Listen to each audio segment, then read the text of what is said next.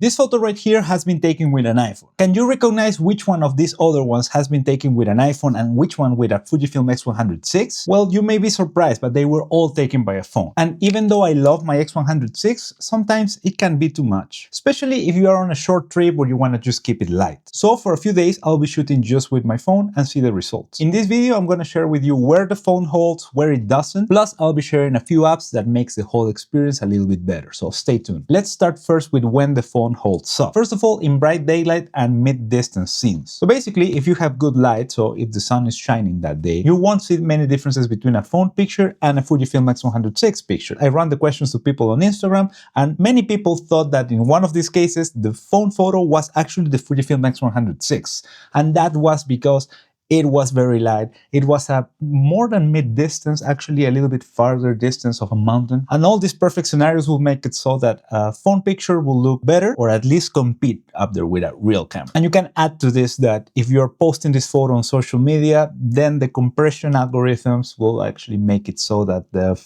phone picture will be less noticeable as a phone picture. But again, it's all about having good light and not being too close or too far away from your subject. The second point is snapshots and memories, just basically because you will have your phone at any given moment with you. So since you have your phone with you, you're out and about taking pictures of having a sandwich in front of a lake or doing whatever with your significant other, with your dog, whatever.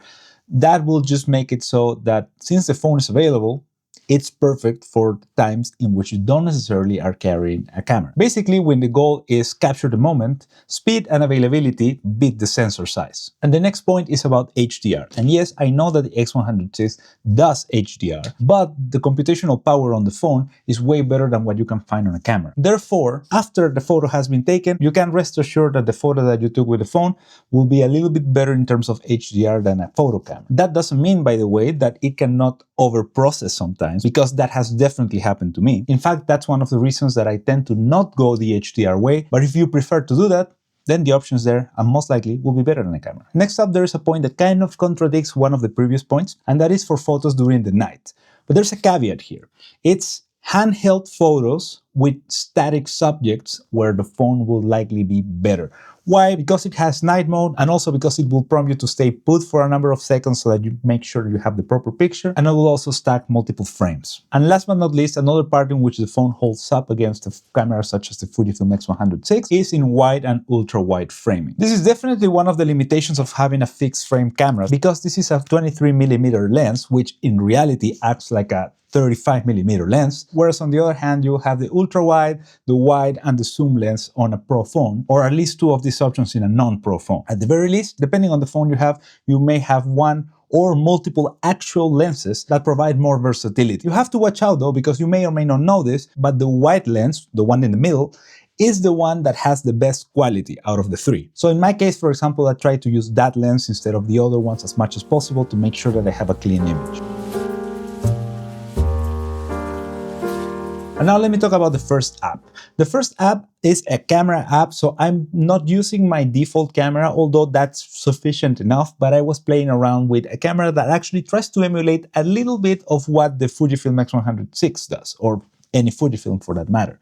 And that's an app called Perla. This app is for pictures and videos, and the most important thing is that this app allows you to change the settings in a way very similar to a Fujifilm camera, where you will change the film simulation, add some grain, or even create your own recipes. I must admit that I'm very happy with the results of this camera app, and you can see all of them throughout the pictures that I'm sharing in this video, because it produces something that I sincerely haven't been able to reproduce with the stock app. So I really recommend it, and I don't have any association with them. I've been just using this because of all these reviews that I've seen online, and I like it. So I would recommend to use it, and I must say that it is a paid app, a subscription-based app, which I'm not really the biggest fan of, but let's say you're going on a trip, pay 1 month for just that trip and then forget about it. In fact, that's what I'm doing right now. Now let's talk about when the phone doesn't hold up against a camera such as the Fujifilm. First of all, and the quite obvious one, is low light. And yes, I said that low light is one of their benefits, and it is because it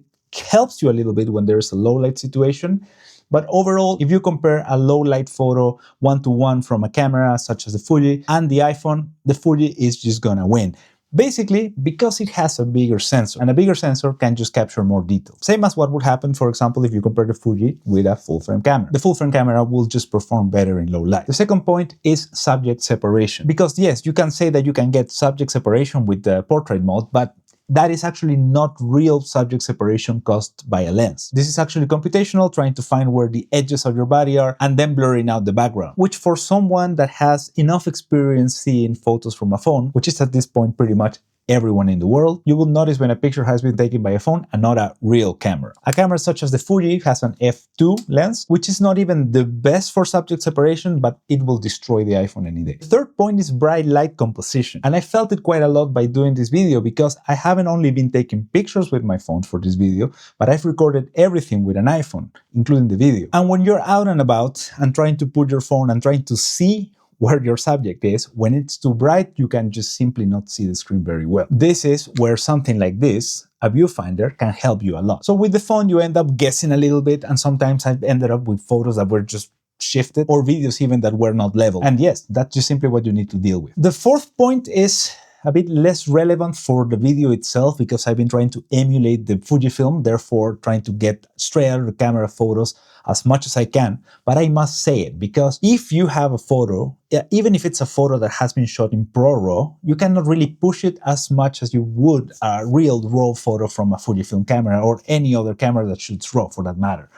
Why? Because ProRAW is not real RAW. It is partially processed. So highlight recovery and any color grading will just have a lower ceiling and will be more difficult. And the last point where I think that the phone does not hold up to the Fujifilm is in intentional shooting. Because if you're shooting photos with your phone, and especially if you have notifications on, you will be getting WhatsApp messages, Instagram notifications, calls, whatever, while you're trying to take pictures and enjoy the moment. And that is something that will simply not happen when you have a camera, especially a camera such as the Fujifilm X100VI, because this one is intentional by design. It has all these dials that allow you to just feel when you're making a change. It feels more like a machine rather than a computer that you're using, even though it's quite powerful in terms of computing as well. So if you're seeing this whole photography thing as a creative practice and something that will make you more intentional, which I definitely do, then you may want to reconsider using your phone, or at least try to shoot on Do Not Disturb mode, because that will definitely help. And now for the second app that will make your life easier when shooting with your phone is the app called Sunseeker. Basically, this app has many options, but the one that I'm using the most is the one that allows you to see at any given moment where the sun is, even when it's at the other side of the world. Because with this, you know when the sunset is, when the sunrise is, and I mean the exact time in which that will happen, with the addition of where will the sun come out from or where will it set. To know all of this, Sunseeker is a great app. And I must also say that this is also a paid app, not a subscription app, but a one-time payment. And I think that there are competitors to this app that do basically the same. For me, I just got used to it and continued using it. And now I want to share the moment in which I thought, okay, actually the phone can compete against a real camera. And that is related to something I said in the pros, and that is just basically the availability that we have with the phone. For many of these pictures, I didn't have my camera, not only because I was doing this video and I wanted to force myself to use the phone, but also I didn't have my camera just because I didn't bring it. And sometimes you will just not bring your camera, even when you consider yourself one of those people that just bring their camera everywhere. And to be completely honest, we tend to be too caught up on settings, frames, low light, bright light, etc., etc. It's everything that I've said before. And in my experience, when this has happened is when I'm shooting the least amount of photos, when I'm just sitting in my office, sitting somewhere, trying to figure out what the best photo setting would be. And to be honest, in the end, the best photos are the ones that you actually take.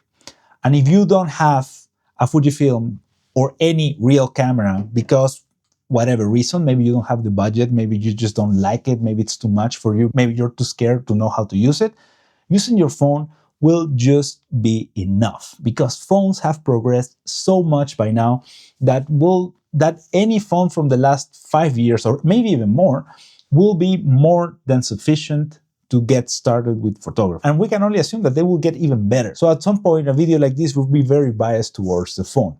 And right now, I don't want to say, go for a phone, go for a camera. In fact, if you want the most in terms of settings, yes, of course, get a camera, get another one that's better than this even. But if you want to go out and take pictures and not find excuses to do it, your phone will be more than enough. And the example is in all the pictures I've been showing throughout this video, because all of them were taken with a phone, with the Perla app or other apps such as Sunseeker, and the third one that I'm about to mention right now. And that is the Dehancer film simulation app. So let me tell you a little bit about it. A while ago, I partnered with Dehancer to make a video about their software. I tried it out and I loved it. And actually, after that video, I've continued using it not only for my photos, but also for my videos in many cases. Dehancer allows you to do many things. In fact, sometimes it can be overwhelming, but I use it for mainly 3 things, sometimes 4. The first one is to add some film grain. I've noticed that Dehancer adds a very subtle but also very real film grain, which I find it's very good. The second one is to add halation, which are those red edges that you would see around subjects that are close to highlights, and also to add bloom, which is a way to add diffuse highlight to your picture. These 3 things have been very useful for me to get the actual results that I want from a picture. And in this case, for this video, there's no partnership at all. And the fourth thing that I also use Dehancer for sometimes, and for me, this is not really a killer app of Dehancer, but sometimes I use it to directly emulate a camera style from the app, because it has many presets already with the names of the cameras or the name of the film simulations that you can directly slap on a photo and then fine-tune a little bit so that you can get a result. Basically, this is for the case in which you have taken the picture just with the stock camera, for example, and then you want to edit it afterward. Again, for the sake of this video, I said that I just wanted to do straight out the camera or straight out of phone photos. And Dehancer will also work on your phone videos. So if you're using your phone for photos, then you will definitely like this other video that I made, in which I'm pretty much explaining every single setting of the camera app. So I'll see you there.